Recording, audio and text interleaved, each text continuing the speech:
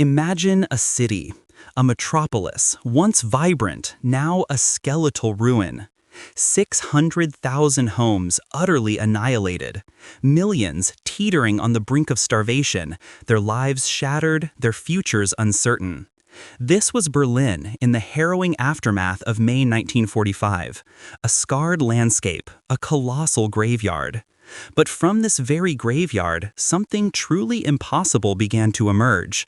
Not a phoenix from the ashes, but a mountain. Not a natural formation, but a colossal testament to human destruction, built entirely from the detritus of war. A literal mountain of shattered dreams, piled high, piece by agonizing piece. And upon its unlikely peak, during the darkest, most clandestine days of the Cold War, another profound secret took root. A silent sentinel. Its mission? To listen. To pierce the suffocating veil of silence that descended upon the Iron Curtain.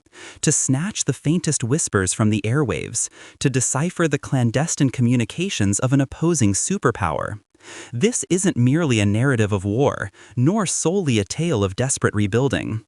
This is the untold saga of how the profound death of a city gave birth to a literal mountain of secrets. A mountain that now, decades later, still reverberates with the silent echoes of two global conflicts. This is the story of Teufelsberg, the Devil's Mountain. Its true purpose, its intricate operations, shrouded in layers of classified silence for decades, has finally been laid bare. Prepare to journey into the heart of declassified intelligence. Prepare to hear what the world was never meant to know. This is the hidden history, now revealed. April 1945. The air over Berlin hung thick with the stench of cordite and despair. The Red Army, having relentlessly pushed through Eastern Europe, stood at the gates of Hitler's capital. What ensued was the Battle of Berlin, a cataclysmic, brutal struggle, perhaps the most intense urban warfare in human history. Declassified Soviet documents now offer an unprecedented look into the final, agonizing weeks. We gain insight into the meticulous yet often savage command structure of Marshal Georgy Zhukov and Marshal Ivan Konev. Their directives reveal a relentless drive, a strategic imperative to encircle and annihilate the last vestiges of the Third Reich. The objective was clear: Berlin must fall, swiftly and decisively. These documents detail the meticulous planning of the final assaults, the allocation of tank armies, and the relentless pressure exerted on every street, every building. Imagine the sheer scale: an estimated 2.5 million Soviet and Polish soldiers facing approximately 700,000 German defenders, a mix of regular army, SS, and desperate Volkssturm. The fighting was not just strategic, it was visceral, hand-to-hand in many instances. Each block became a fortress, each cellar a bunker. The casualty rates were astronomical on both sides, a testament to the ferocity of the combat. Newly accessible archives paint a vivid picture of the Red Army's logistical challenges, sustaining millions of soldiers in constant combat, battling through a city reduced to rubble. The Soviet command knew that victory in Berlin was not just military, it was symbolic. It was the crushing blow that would end the war in Europe. The city's defenses, while fanatical, were ultimately overwhelmed by the sheer numerical superiority and the focused, brutal efficiency of the Soviet war machine. From these declassified reports, we understand the immense pressure on Soviet commanders to achieve victory before the Western Allies could advance further east. It was a race against time, a final, desperate sprint to claim the ultimate prize of the war. The battle climaxed in the storming of the Reichstag, a powerful symbol of the Third Reich's demise. When the last shots faded, a silence descended, heavy and profound, over a city utterly broken, her spirit shattered, her future uncertain. The cost of victory was immeasurable, written in the very stones of Berlin. When the guns finally fell silent in May 1945, Berlin was not merely damaged, it was obliterated. Imagine a landscape where the familiar urban fabric had been torn to shreds, where landmarks were indistinguishable mounds of rubble, and entire neighborhoods had simply ceased to exist. Declassified Soviet documents, now offering a cold, hard look at the immediate aftermath, paint a chilling picture. 600,000 apartments, once homes to families, to life, to history, were utterly destroyed. This wasn't just property damage, it was the erasure of shelter, the displacement of millions, plunging them into a primal struggle for survival amidst the ruins. The sheer logistics of managing a city of millions, now reduced to a starving, homeless population, were staggering. The initial Soviet efforts, as revealed in these archives, focused on the most basic necessities, preventing mass starvation and establishing some semblance of order. Food distribution was paramount, often a chaotic and meager affair. Photographs from the era show endless queues of gaunt faces, their expressions etched with a profound hunger, waiting for whatever scraps could be salvaged or brought in. Beyond food, sanitation was a nightmare, clean water a precious commodity. Disease loomed as a constant threat in a city without infrastructure. Yet, amidst this apocalyptic scene, the spirit of Berliners, particularly the Trümmerfrauen, the rubble women, shone through.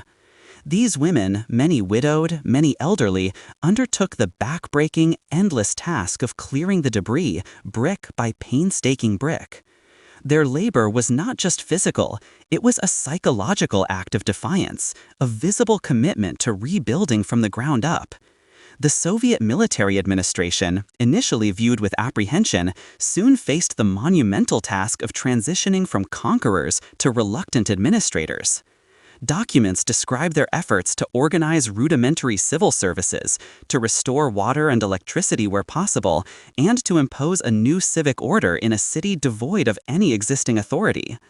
These initial acts of establishing governance, often clumsy and fraught with suspicion, laid the foundations for the divided city that would emerge.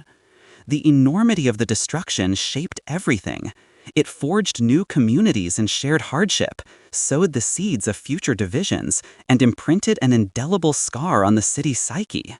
Berlin wasn't just rebuilding buildings, it was rebuilding its very soul, brick by painful brick, out of the ashes of total war.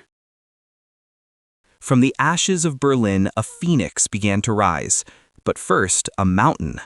The vast, unfathomable quantity of rubble generated by the Battle of Berlin needed to go somewhere. The solution was as audacious as it was symbolic: create a mountain. Over 2 decades, from 1950 to 1972, an estimated 26 million cubic meters of debris, the shattered remains of homes, hospitals, schools, and lives, were systematically dumped onto a glacial moraine in the Grunewald forest. Bit by bit, brick by brick, girder by girder, what was once a modest rise became Teufelsberg, the Devil's Mountain. It grew to be nearly 120 meters above the surrounding terrain, a towering monument to destruction, concealing beneath its artificial slopes the grim memories of a city's death. But Teufelsberg's significance transcended mere waste disposal. As the Cold War intensified, as the initial hopes for a unified Germany withered, and as the Iron Curtain descended with chilling finality, this man-made peak began to take on a far more sinister purpose. By the late 1950s and early 1960s, Berlin was the epicenter of global tension, a fractured city at the bleeding edge of 2 ideological superpowers. The strategic value of any elevated position became clear. From its vantage point, Teufelsberg offered an unparalleled view, not just physically, but metaphorically, into the heart of the Eastern Bloc. Its creation was an unintentional harbinger of the silent war to come. As the rubble piled higher, the foundations for a secret facility were laid atop its summit. What started as a colossal engineering feat to clean up the physical scars of war rapidly transformed into the stage for a new kind of battle, a clandestine struggle for information. The very material of Berlin's destruction became the bedrock for its defense, a silent observer positioned to intercept the whispers of a new, unseen enemy. This mountain, born of annihilation, was about to become the most important listening post in the Western world. Its origins shrouded in plain sight, a constant reminder of the war that created it and the new conflict it served. With Teufelsberg's formidable height established, the Western Allies, primarily the United States National Security Agency, NSA, and the British GCHQ, wasted no time in capitalizing on its unique strategic potential. Here, atop a mountain of war debris, they erected one of the most powerful and critical listening posts of the Cold War. Its purpose was singular, audacious, and absolutely vital: to monitor, intercept, and analyze the vast network of communications emanating from the Eastern Bloc. From its commanding position, Teufelsberg offered an unparalleled window into the Soviet Union and its satellite states. No other Western outpost had such direct, unobstructed access to East German, Soviet, and Warsaw Pact military and diplomatic signals. Imagine the cacophony of electromagnetic energy crisscrossing the airwaves, from encrypted military radio traffic to crucial diplomatic cables, from routine police transmissions to the secret communications of the Stasi. Teufelsberg was designed to capture it all. Its iconic radomes, these distinctive white spheres, were not merely architectural features. They were sophisticated, weather-resistant enclosures for advanced parabolic antennas. These antennas, housed within their protective shells, could precisely target, receive, and amplify even the faintest radio signals. The hill's elevation was key, minimizing ground interference and maximizing range. The Cold War was not fought solely with tanks and missiles. It was a silent battle of wits, a clandestine contest for information. Teufelsberg was at the very vanguard of this intelligence war, a constant, unblinking ear pressed against the Iron Curtain. Its very existence was a profound irritant to the Soviets and East Germans, who were acutely aware of its capabilities. The intelligence gathered here was paramount, providing Western leaders with critical insights into Soviet military deployments, technological advancements, and political intentions.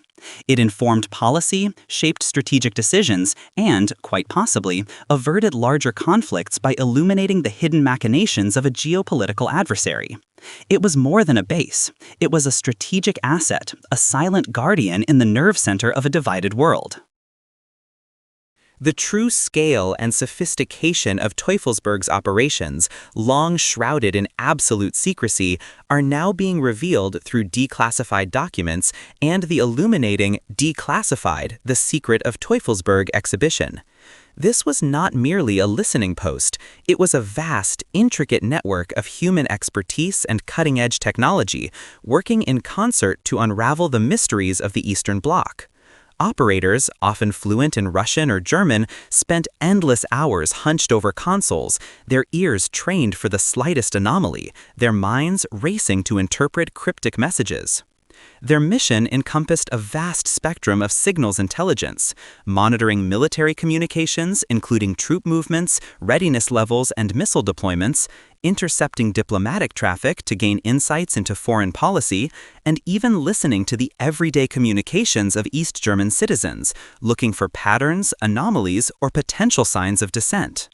The technology employed was revolutionary for its time, from advanced antenna arrays capable of pinpointing signal origins with astonishing accuracy, to banks of powerful receivers and sophisticated decryption algorithms. Every piece of equipment was designed for maximum intelligence yield. Reel-to-reel tapes captured vast quantities of raw audio, while teletype machines chattered away, spitting out intercepted text. Specialists worked around the clock, analyzing frequency spectrums, identifying new broadcast patterns, and tirelessly sifting through mountains of data for that single, crucial piece of information. Declassified reports highlight particular successes, intercepting key details about Soviet tank deployments during the Prague Spring, gleaning insights into East German border security enhancements, and even monitoring the personal communications of high-ranking Soviet officials. The exhibition offers a glimpse into these specific victories, painting a picture of a relentless, silent war where information was the ultimate weapon. The human element was equally critical. These were dedicated individuals, often young men and women, living under intense pressure, knowing that a single missed signal could have profound global consequences. Their lives were defined by vigilance, discretion, and an unyielding commitment to national security. Teufelsberg was a crucible of Cold War espionage, a place where the unseen became visible and the silent whispers of the enemy were transformed into actionable intelligence, shaping the course of history from the shadows. For every Western ear pressed against the Iron Curtain, there was an Eastern eye peering back. The operations at Teufelsberg were no secret to the Soviets and East Germans. In fact, they were an infuriating and constant source of concern. Declassified documents from the Eastern Bloc, particularly those of the Stasi, East Germany's notorious secret police, reveal the extent of their counterintelligence efforts and their deep-seated paranoia regarding Western espionage. For the Eastern powers, Teufelsberg was a giant, unblinking electronic eye, perpetually scrutinizing their every move. Their response was multi-layered and relentless. One primary tactic was electronic warfare, attempting to jam Teufelsberg's signals, flooding the airwaves with white noise or deceptive transmissions, making it harder for the Western allies to isolate and decipher genuine communications. This led to a constant technological arms race, with both sides developing increasingly sophisticated methods to overcome or exploit electronic interference. The Stasi, in particular, dedicated vast resources to identifying and neutralizing any perceived Western intelligence threat. Their files, now partially declassified, contain chilling details of surveillance operations, the recruitment of informants, and the relentless pursuit of anyone suspected of contact with Western agencies. They even attempted to infiltrate Teufelsberg's operations, though largely without success due to the stringent security protocols. The cat-and-mouse game extended to every aspect of life in divided Berlin. Decoy operations were common, with the Eastern Bloc intentionally broadcasting misleading information to test Western reactions or to mask genuine activities. Communications were increasingly encrypted, and protocols for sensitive transmissions became ever more complex, a direct response to the perceived threat from facilities like Teufelsberg. Yet, despite their efforts, the sheer volume and sophistication of Teufelsberg's interception capabilities meant that the Eastern Bloc was always, to some extent, an open book to Western intelligence. The very existence of this massive listening post forced them to operate under constant suspicion, shaping their military planning, diplomatic strategies, and internal security measures. The psychological impact of knowing you are constantly being listened to was immense, contributing to the pervasive atmosphere of mistrust and vigilance that defined the Cold War. Teufelsberg was not just a technical challenge for the East, it was a symbol of Western intrusion, a silent aggressor in the War of Nerves. November 9, 1989. The world watched, breathless, as a miracle unfolded in Berlin. The wall, that concrete scar dividing a nation and symbolizing a global ideological chasm, crumbled. People, once strangers in their own city, embraced across the divide, tears of joy streaming down their faces. The cheers of a liberated populace echoed through the streets, reverberating globally. It was the undeniable end of an era, a triumph of human spirit over decades of oppression. But for Teufelsberg, the fall of the Berlin Wall signaled not a new beginning, but an abrupt and poignant end. Almost overnight, its primary mission became obsolete. The enemy it had tirelessly monitored for decades had vanished. The whispers it was built to intercept had faded into the silence of history. The immense strategic value of its unique geographic position evaporated with the reunification of Germany and the dissolution of the Warsaw Pact. The process of decommissioning was swift and decisive. Declassified operational logs confirmed the rapid drawdown of personnel and the systematic removal of its highly sensitive equipment. The sophisticated parabolic antennas, once keenly focused on Eastern Bloc communications, were taken down. The powerful receivers, the intricate decryption machinery, the miles of cabling, all were either shipped back to the United States or carefully destroyed to prevent any lingering intelligence compromises. The once bustling control rooms, filled with the hum of electronics and the focused energy of intelligence operatives, became hollow, echoing shells.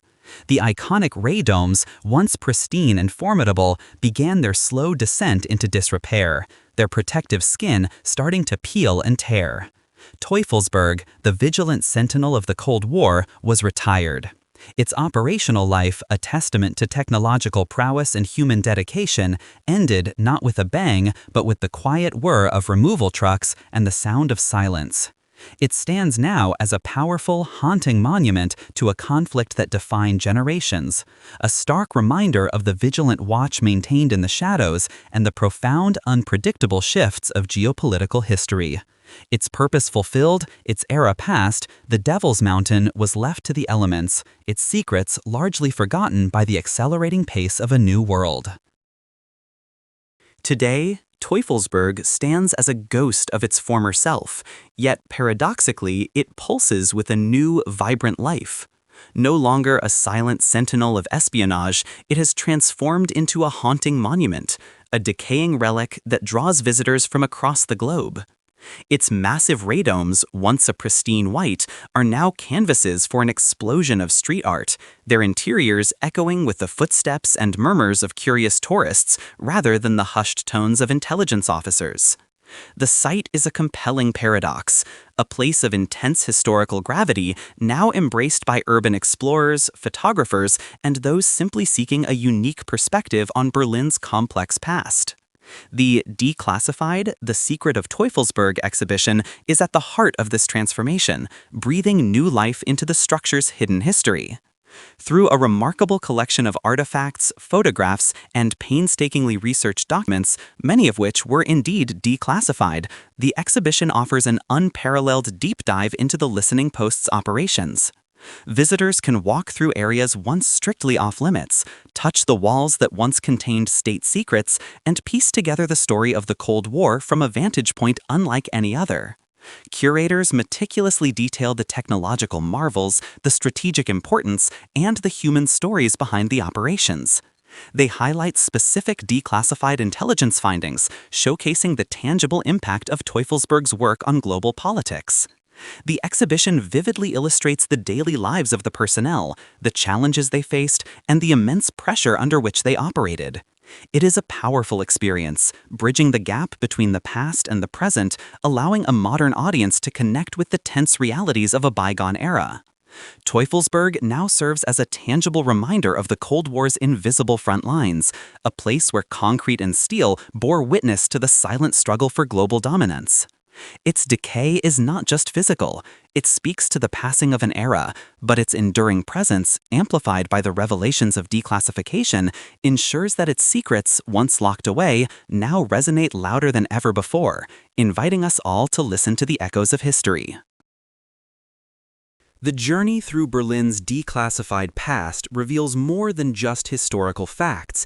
It unearths profound lessons about conflict, resilience, and the enduring human quest for understanding.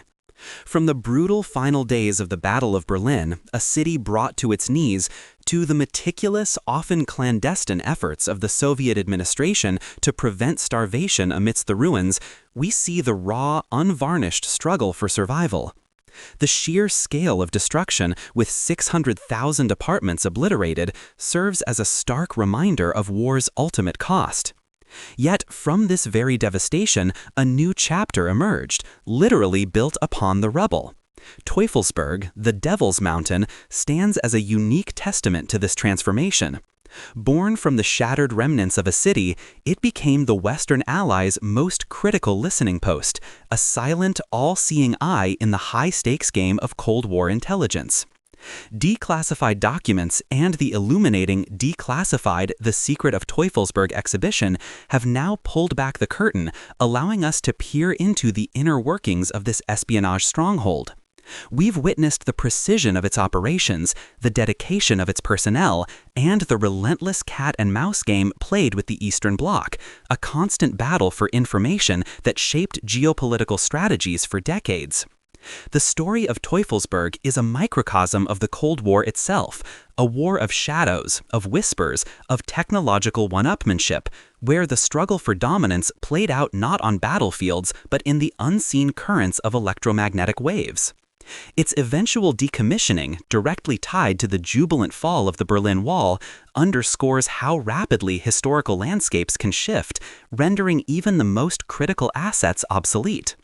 Today, Teufelsberg is a powerful, haunting echo. It reminds us that history is not just grand narratives, but also hidden details, untold stories, and declassified truths that continue to shape our present. The legacy of Teufelsberg and the declassified information surrounding it teaches us the vital importance of intelligence in an uncertain world, the resilience of a city that rebuilt itself from absolute zero, and the constant need to understand the past to navigate the complexities of the future. As the sun sets over Berlin, its skyline vibrant and unified, the decaying domes of Teufelsberg stand silent. A mountain born of war, a guardian during the Cold War, it remains a powerful, tangible link to a history that, though declassified, continues to reveal its profound, enduring lessons.